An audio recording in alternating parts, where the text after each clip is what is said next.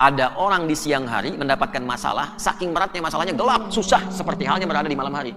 Digambarkan oleh Allah dengan malam untuk memberikan kesan, ada orang punya masalah yang sangat berat, sedang berduka, sampai-sampai merasakan kesulitan seperti gelapnya malam. Maka Allah mengatakan begini, ya Muhammad, aku bersumpah demi segala kenikmatan hidup yang pernah engkau alami, dalam suka seperti engkau mendapatkan cahaya duha, ataupun dalam kesulitan yang engkau alami, sesulit-sulitnya seperti engkau menjalani kegelapan malam.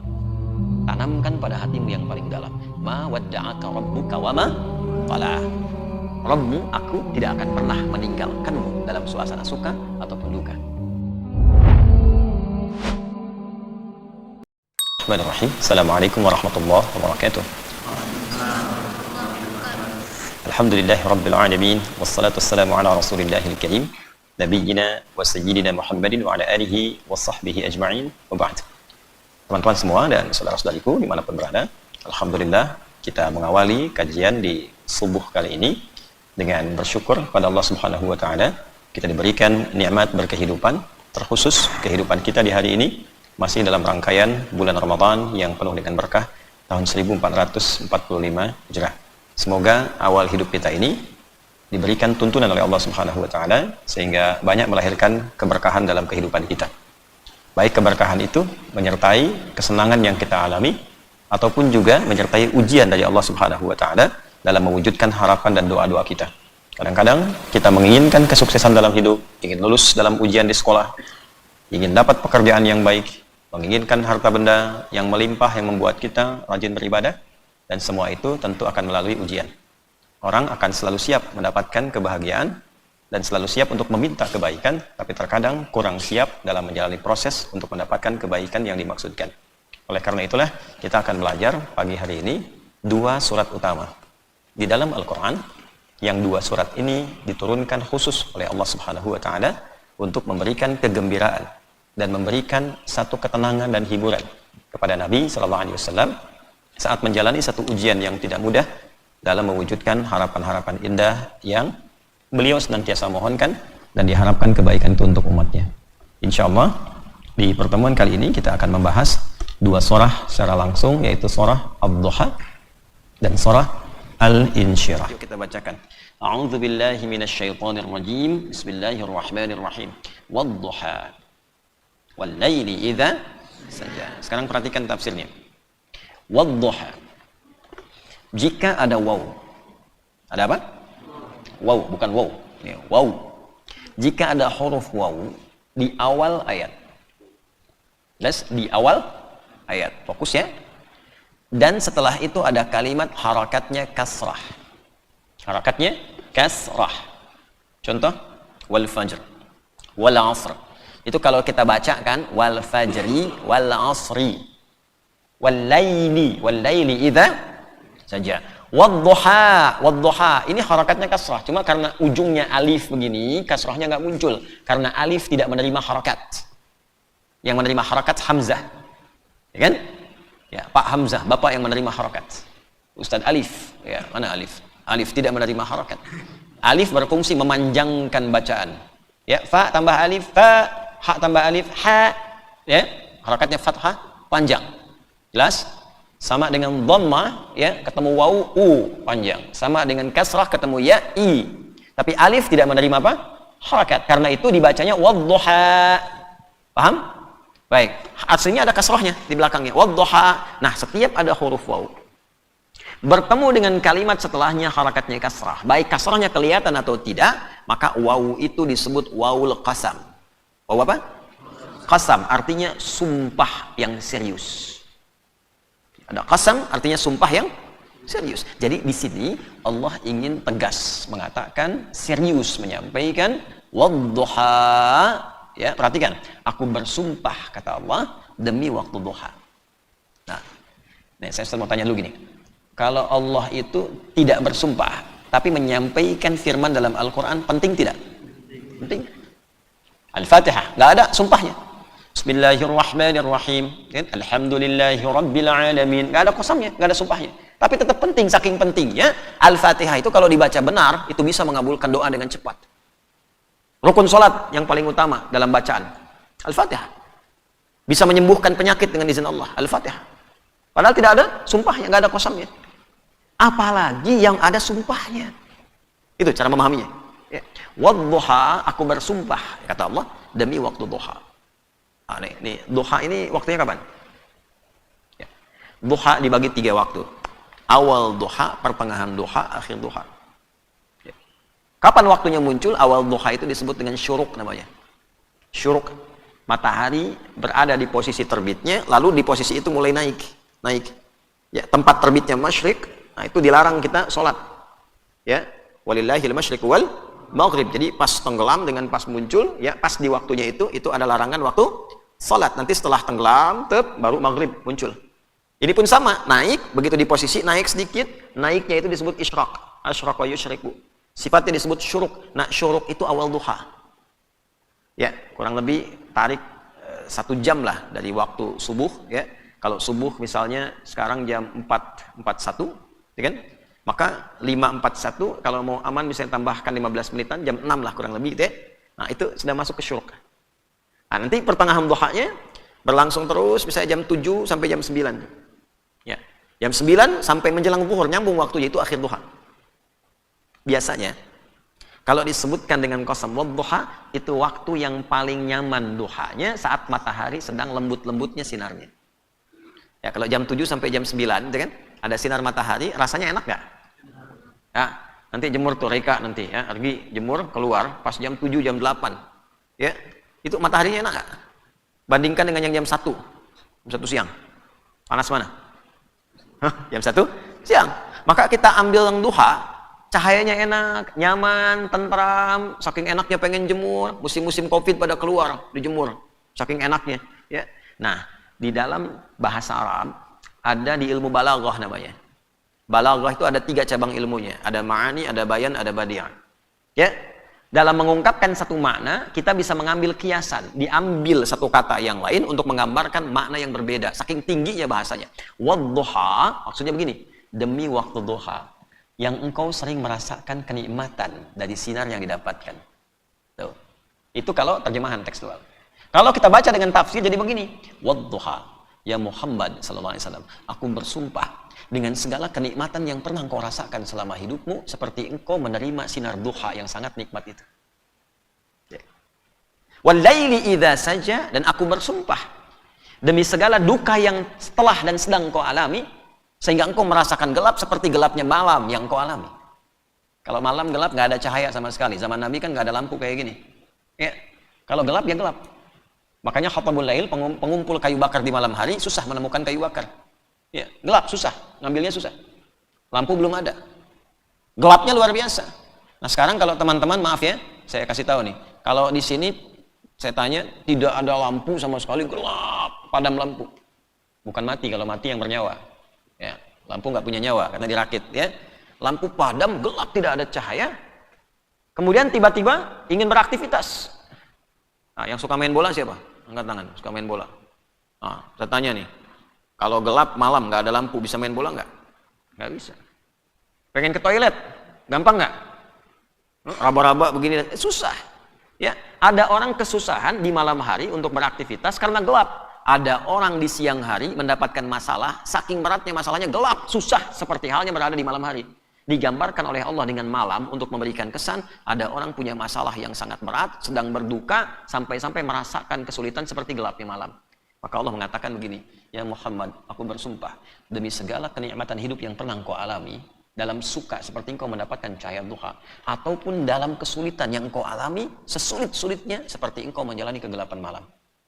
Tanamkan pada hatimu yang paling dalam, ma wadda'aka rabbuka wa ma qala. Rabbmu, aku tidak akan pernah meninggalkanmu dalam suasana suka ataupun duka.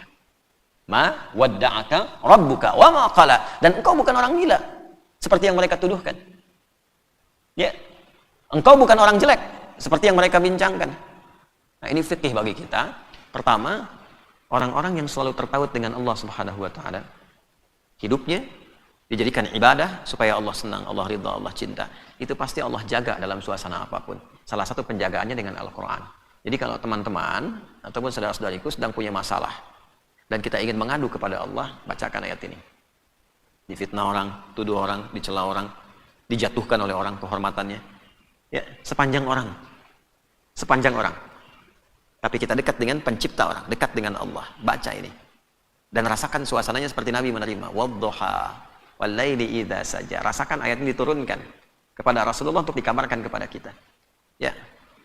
Sedih Iqbal, ada yang nuduh, ada yang mencela, ada yang fitnah. Sedih, gelap. Ya.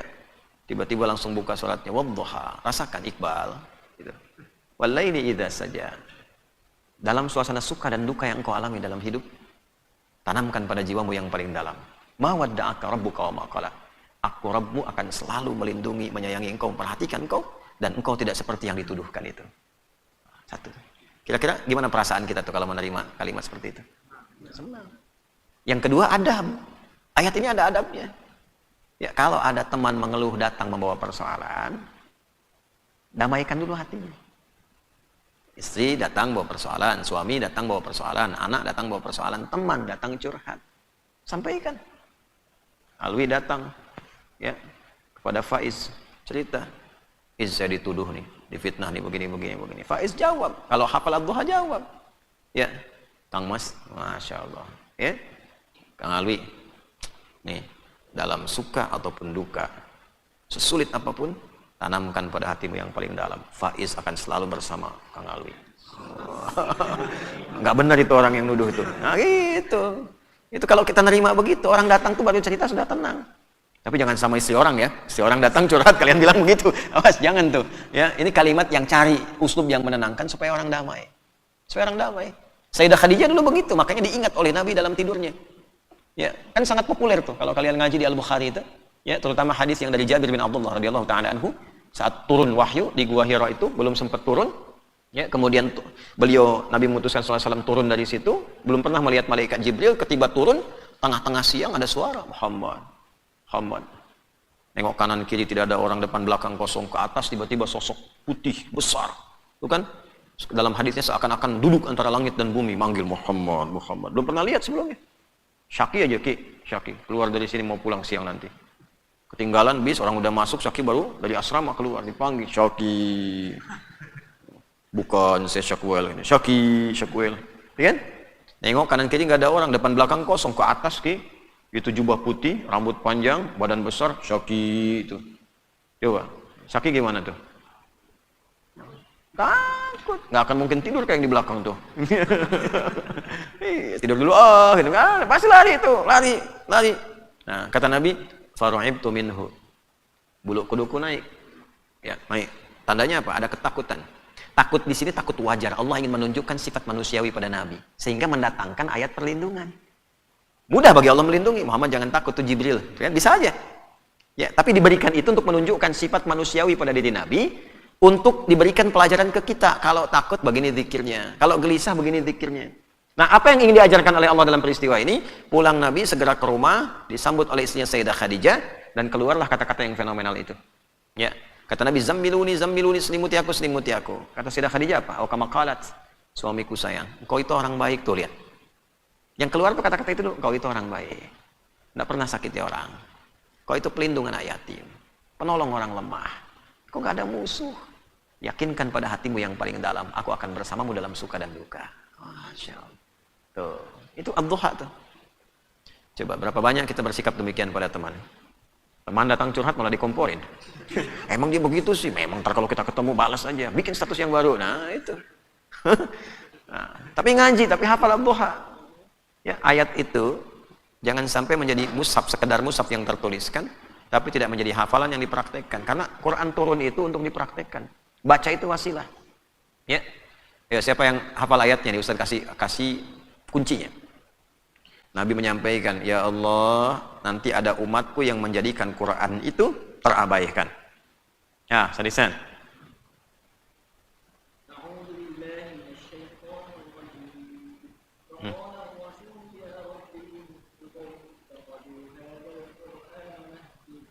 Betul. Surat apa itu? Hah? Ya, Al-Furqan. Nabi menyampaikan, ya Allah, disebutnya Rasul. Kalau Rasul itu status penyampai.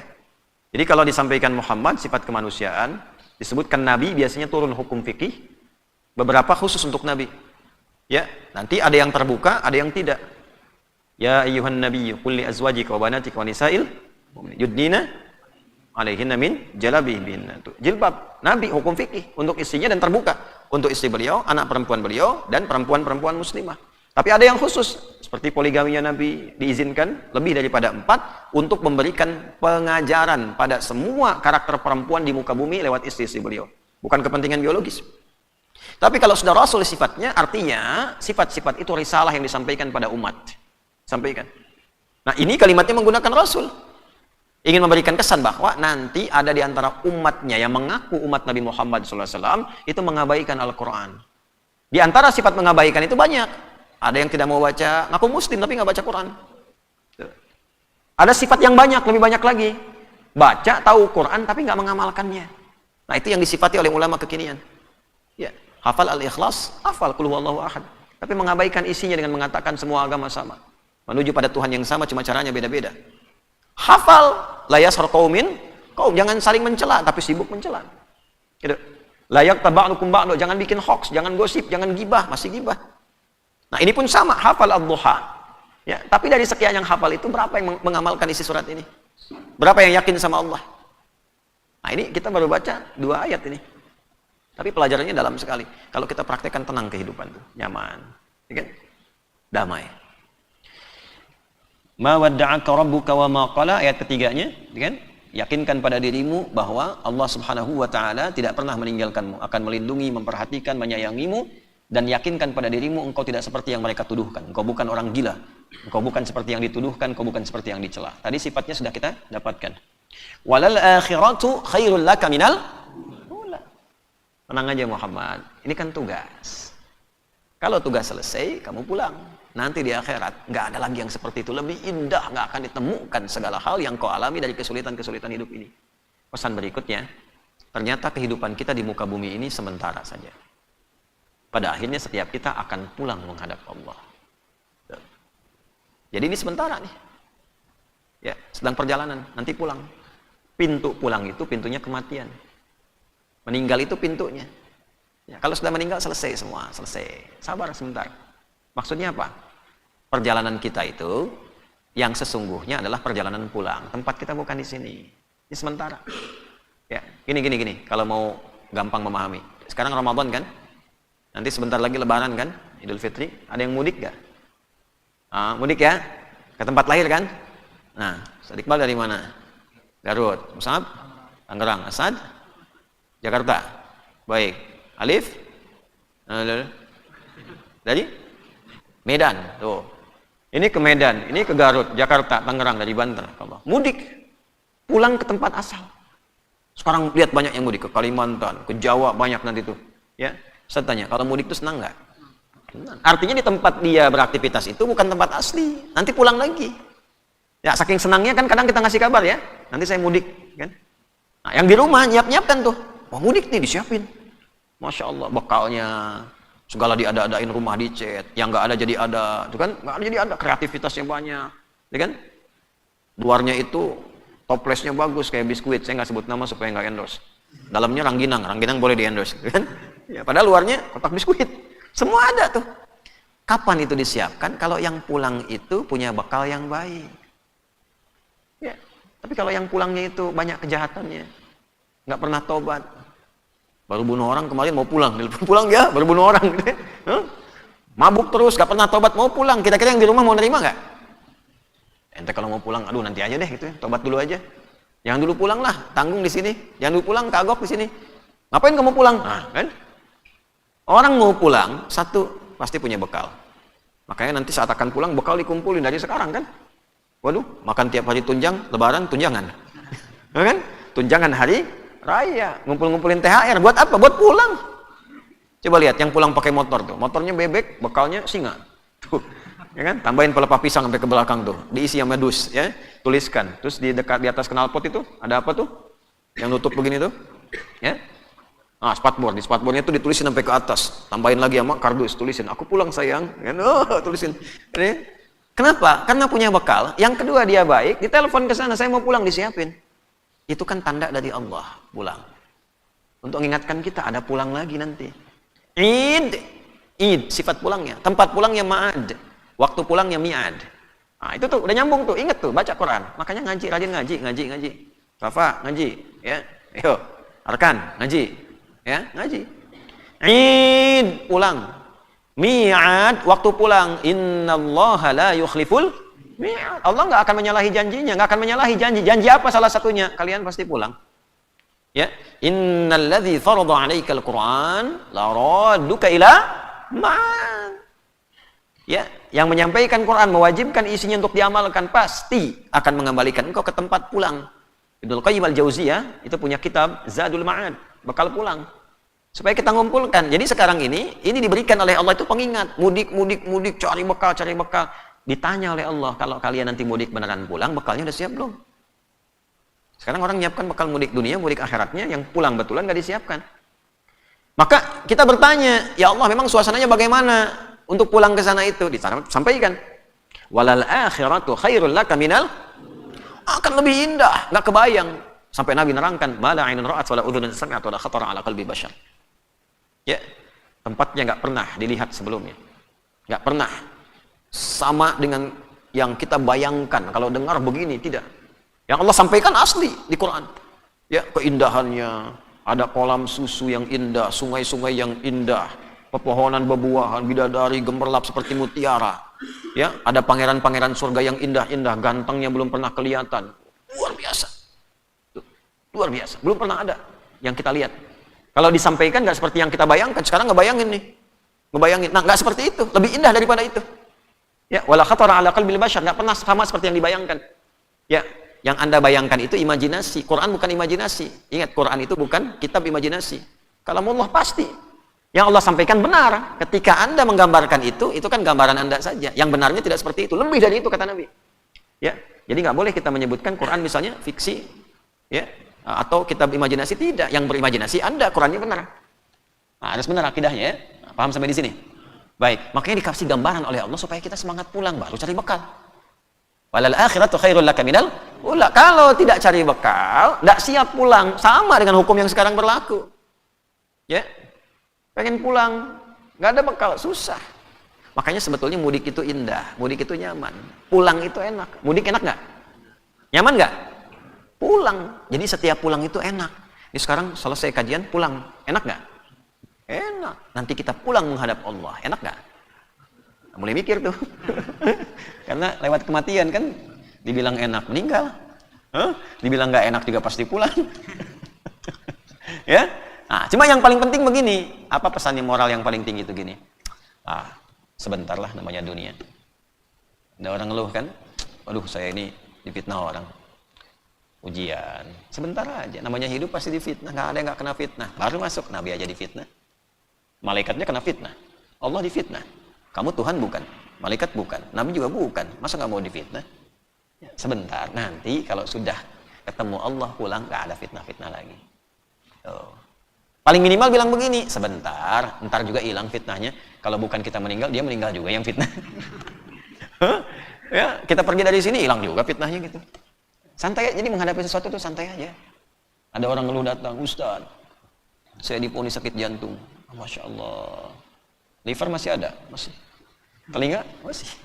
Hidung masih ada? Masih. Hati? Masih. Alhamdulillah, semua ada. Lalu apa masalahnya? Ya, ketika semua yang lain sehat, satu diberikan sakit, hanya untuk menguji kita sejauh mana kita meningkatkan syukur pada Allah. Ya, nah itu cara berpikirnya. Walal akhiratu khairul laka minal ula. Jadi kalau sedang punya masalah, bayangin aja, ntar juga hilang. Itu aja maksudnya. Ya, nggak usah terlalu dipikirin, mikirin sesuatu yang akan selesai. Itu nambah beban. Itu. Nanti, apalagi diperkuat dengan al-insyirah nanti. Inna ma'al usri. Tuh, setiap masalah ada solusinya. Jadi kalau ada masalah, itu sudah ada solusinya. Mikirin sesuatu yang sudah ada solusinya, itu nambah beban. Jadi jangan ditambah bebannya. Di kantor ada masalah, ikhtiar, jangan ditambahin. Ini bagaimana? Ini bagaimana? Bagaimana? Situ yang bagaimana? Ya, semakin ditanya bagaimana, semakin nggak selesai, nambah beban. Ikhtiar. Setelah itu tawakal. Nanti saat masuk al-insyirah, kan masih di al-duha. Ya, kita selesaikan dulu ya cepatnya. Ngaji begini kalau tafsir, apalagi kalau kita tafsirnya betulan, tiap huruf kita bahas tuh. Karena Quran itu tiap huruf mukjizat. Ya. Wala saufa yu'tika rabbuka fatarda. Nah, ini cerita akhirat. Nah, nanti nggak ada lagi hal-hal yang susah. Di akhirat semua itu dikasih. sampai kamu ridha. Nah, gini. Kalau ngasih itu nikmat bukan? Nikmat nggak? Berarti nikmat. Sifat nikmat tuh gini. Sifat nikmat itu biasanya bagi manusia itu nggak pernah sampai puas. Selalu pengen. Makanya di Quran seringkali nikmat dengan kata dan turunan kata tamam, atamma yutimmu. Ya. Tapi kalau kesempurnaan ajaran agama itu pakai kamal. Akmala yukmilu. Contoh, Al-Maidah ayat 3, Al-yauma akmaltu lakum dinakum wa atmamtu 'alaikum ni'mati. Nikmat pakai tamam, atmamtu. Tapi agama pakai kamal. Kalau kamal artinya kesempurnaan yang sudah sempurna betul, tidak perlu ada tambahan dan pengurangan. Ditambah malah berkurang, dikurangi tidak sempurna. Al-yauma akmaltu lakum dinakum. Din itu Islam. Di antara turunan sifat Islam ibadahnya salat. Inna dina 'indallahil Islam. Apa Islam? Anta syahada an la ilaha illallah wa anna Muhammadan wa tuqimas salat. Salat waktu subuh 2 rakaat sudah sempurna 2. Enggak usah ditambah 3, jangan dikurangi 1. Ditambah jadi berkurang, enggak sempurna. Dikurangi bid'ah, salah. Ya kan? Udah 2 ya 2. Selesai. Zuhur 4 ya 4, qasar jadi 2. Maghrib enggak bisa dikosor. Bisa dijamak. 3 masa qasar jadi 1,5. Enggak mungkin. Ya kan?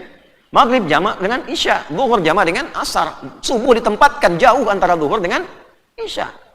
Supaya tidak dijamak, tidak dikosor. Saya pengen jamak subuh ke Isya, biar tidurnya lebih enak. Nggak bisa, kasih jauh supaya bangun. Ya, itu sudah sempurna. Jangan ditambah, jangan dikurangi. Itulah kamal. Tapi nikmat pakai tamam. Tamam itu kesempurnaan yang selalu ingin lebih. Pengen nambah. Kasih sepeda pengen motor. Kasih motor pengen. Kasih mobil pengen. Oh, pesawat. Garasi nggak punya, pengen pesawat. Semua pengen. Nambah terus, itulah nikmat. Makan nambah. Tadi siapa sahur yang nambah tuh? Habis buka, malamnya pengen lagi makan mie. Saya nggak sebut nama, endorse nanti. Udah gitu pengen buah. Alhamdulillah kita punya kebun di samping. Musim durian ada durian. Pengen duku, ada duku, tinggal ngambil. Kalian mau pulang, pengen duku, metik sendiri tuh samping. Ayo naik pohonnya. Kalau mau tunggu di bawah, Cin. Pengen duku, manis di sini. Tinggal ambil. Alhamdulillah, syukur sama Allah. Ya, pengen rambutan, ada musimnya. Habis musim nggak ada lagi. Ada kita, kelapa ambil sendiri tuh. Belakang ada, pisang ada. Alhamdulillah. Nah, yang mau saya sampaikan, kita balik ke sini, nikmat itu selalu pengen nambah, tapi di akhirat. Perhatikan janji Allah. Wala saufa yu'tika rabbuka fatarda. Jangan khawatir Muhammad. Ini sementara. Lakukan tugasmu. Fitrahnya memang begitu. Karena kan pengen sukses. Sukses itu lewat ujian. Kalian kalau pengen hafal Quran diuji kan oleh guru. Pengen lulus sekolah diuji. Fitrahnya begitu. Pengen lulus dakwah diuji. Ujiannya ya begitu. Ini ujian Muhammad. Ini ujian Adi Hidayat. Ini ujian Emir. Ujian Razik. Ujian. Nggak mungkin langsung lulus. Ya. Nggak pernah ujian pengen lulus. Ya, nggak mungkin. Kan Allah harus adil. Sama. Ujian itu sekolah dulu. Nggak pernah sekolah ujian. Ya kan? Sholat nggak pernah, baca Quran nggak pernah sekolah tuh, puasa nggak pernah. Begitu dapat masalah datang, saya lagi diuji nih Ustaz, diuji, nggak pernah sekolah ujian. Itu giliran ada persoalan baru datang sama Allah, saya diuji nih, ya Allah, nggak pernah sekolah ikut ujian. Jadi kita balik ke sini sebentar, nanti di akhirat dikasih nikmat sampai kita bilang, ya wala saufa yu'tika rabbuka fatarda. Engkau merasa puas, ya Allah puas banget, padahal nikmat itu nggak pernah puas. Di akhirat dikasih sampai puas. Pengen apa? Ya Allah, saya pengen air surga yang bercampur susu dengan buah naga, dengan es jeruk, dengan jus alpukat. Langsung jadi. Sering ada. Wa utubihi mutasyabihan. Ya, jadi langsung diberikan seperti yang kita gambarkan. Terus ada pohon-pohon yang buahnya mirip warnanya, tapi rasanya beda-beda. Kayak kita punya durian pohonnya 3 di sini, buahnya 600. Setiap buahnya 1 kedua, 2 ketiga beda semua rasanya. Ya, sayang udah habis musimnya. Gitu, enak durian itu. Nanti di surga lebih daripada itu. Kalian sekarang ngebayangin, ya Allah mau pulang, durian nggak ada. Terus tiba-tiba di jalan meninggal. Ya, bisa masuk surga tuh, itu langsung. Ya, perhatikan kalimatnya. Wabasyiril ladzina amanu wa 'amilus shalihati anna lahum jannatin tajri min tahtihal anhar. Kullama ruziqu minha min thamaratir rizqa qalu hadzal ladzi ruziqna min qabl. Begitu dihisab, ingat durian ya Allah, muncul ting gitu kan. Ini yang saya dulu pengen-pengen nih, ada di depan. Mautubi mutasyabiah. Diberikan yang banyak, yang mirip-mirip warnanya, tapi rasanya beda-beda. Gitu. Baik ya. Pengen durian monyong apa? Misalnya, nah kalau disebut nama kan nanti endorse, dipotong video kita. Tuh Ustaz Adi mengendorse durian ini, kan repot sekarang ini. Ya. Nah, itu macam-macam tuh. Ya. Nah, itu gambarannya. Sampai kita mengatakan ya Allah ridha, ya Allah, ya Allah ridha. Jelas? Nah, jadi di balik ada kesulitan ada apa? Nah, gini, ini yang terakhir nih. Alam yajidka yatima wa wajadaka dhallan wa wajadaka a'ilan fa'aghna. Kalau lagi senang, terus susah. Ya. Maka ingat kesulitan-kesulitan dahulu yang Allah telah hilangkan. Jangan sampai satu masalah membuat kita lupa bahwa dulu persoalan kita telah diselesaikan oleh Allah. Paham? Amr usianya berapa tahun? 22. Selama 22 tahun ini punya masalah enggak? Banyak, baru lahir udah bikin masalah. Ya kan? Hah? Masalahnya banyak. Pikiran, jatah makanan diserobot orang. Tuh kan, lagi main bola udah mau golin, diambil bolanya sama backnya. Enggak masuk. Ya, dalam olahraga, dalam aktivitas begini macam-macam. Tapi kan Allah kasih lapang. Diselesaikan. Kadang sampai kita nggak merasa bahwa itu masalah yang diselesaikan. Tiba-tiba ada satu masalah, cuma satu aja. Diuji oleh Allah satu masalah aja. Ya, datang orang duduk di depan, tiba-tiba ngalangin misalkan tuh, gitu. Cuma satu aja. Masa dengan satu masalah itu hilang semua masalah yang dulu yang pernah Allah selesaikan? Jadi nggak ingat Allah lagi. Kenapa harus saya yang diuji ya Allah? Hah? Kenapa harus begini ya Allah? Emang kenapa kata Allah? Engkau tidak ingat dulu? Mengapa dengan satu masalah ini engkau jadi lupa denganku? Padahal ribuan masalah yang dulu pernah aku selesaikan. Maksudnya apa? Kalau sedang punya masalah, tanamkan pada diri kita. Terima kasih ya Allah. Yang ribuan saja dulu engkau selesaikan. Apalagi yang cuma satu ini. Sifat moralnya adalah, jangan sampai satu persoalan membuat kita gelap dalam berkehidupan, sehingga kehilangan akal sehat kita, dan tidak sehat iman kita. Tidak kenal Allah, bersikap yang kurang baik, dan kehilangan kehormatan kita dalam berkehidupan. Jelas sampai sini? Nah, kalau sudah seperti itu, sudah hidup enak. Kalau sudah enak, berbagilah rasa enak itu dengan orang sekitaran kita. Karena pada akhirnya yang dititipkan oleh Allah pada kita akan ditinggalkan. Ya, maka Allah sampaikan kepada kita, fa'ammal yatima fala taqhar. Kalau ada menemukan orang yatim, jangan sewenang-wenang karena dulu pun kita yatim. Cuma Allah nitipkan kita lewat orang tua. Ya, wa ammas-sa'ila fala. Kalau ada yang minta jangan bentak-bentak, kasih tahu yang mana dibandingkan dengan memberi tapi menyakiti. Ada orang datang minta, punya kasih, tidak punya senyum. Mohon maaf ini untuk saat ini pengen ngasih. Saya rekomendasikannya mungkin teman saya bisa bantu.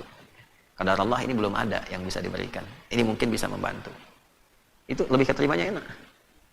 Ya, pada Alwi ngasih. Alhamdulillah Pak Alwi terima kasih, 1 juta ini sangat berharga bagi saya ini. Terima kasih Pak Alwi, nggak apa-apa, terima. Itu kan nggak seberapa. Mudah-mudahan bermanfaat. Lagian kan Anda miskin juga. Anggap aja itu zakat saya sedikit lah begitu kan Andanya fakir gitu. Nah, itu gak enak. Ya. Nah, jadi jangan diikutin sama kata-kata yang kurang menyenangkan. Habis ngasih sumbangan, dipoto, diupload lagi. Memberikan sumbangan pada orang duafa, diupload sedunia tahu dia duafa. Padahal boleh jadi besok diangkat derajatnya jadi kaya, yang nyumbang jadi miskin. Hah? Bisa jadi tuh. Dunia berputar. Watil kal ayyamun udah bainan. Nah, jelas di sini? Nah, kalau sudah begitu enak, barulah wa amma bi ni'mati rabbika fahaddits. Ngobrolnya enak, nikmat. Yang ngobrol itu ngobrol yang baik-baik aja. Sharing kesuksesan tuh wa amma bi ni'mati rabbika fahaddits, bukan riya. Sharing ketenangan, bicara. Dan nyaman karena dekat dengan Allah. Ya, bukan tuh riya, bukan pengen dipuji, tidak. Bicara ngobrol. Makanya kadang-kadang nggak ngobrol pun karena nggak cerita yang baik-baik. Ceritakan tentang orang yang baik-baik. Kalau kita memang tidak bisa mengungkap apa yang kita rasakan. Jelas sampai sini? Nah, barangkali untuk sementara 2 surat ini, 1 surah dulu. Besok nanti kita akan ungkapkan detail pada surah yang kedua, yaitu surah ke-94, surah Al-Insyirah, yang turun bersamaan dengan Ad-Duha. Jadi turunnya 1 paket. Begitu Ad-Duha selesai, turun Al-Insyirah. Makanya saya selalu menyampaikan, kalau bisa, walaupun tidak menjadi kemestian, kalau baca dalam sholat, misalnya sholat subuh, rakaat pertama Ad-Duha, usahakan yang keduanya Al-Insyirah, karena sepaket turunnya, walaupun tidak menjadi kemestian. Jelas sampai sini?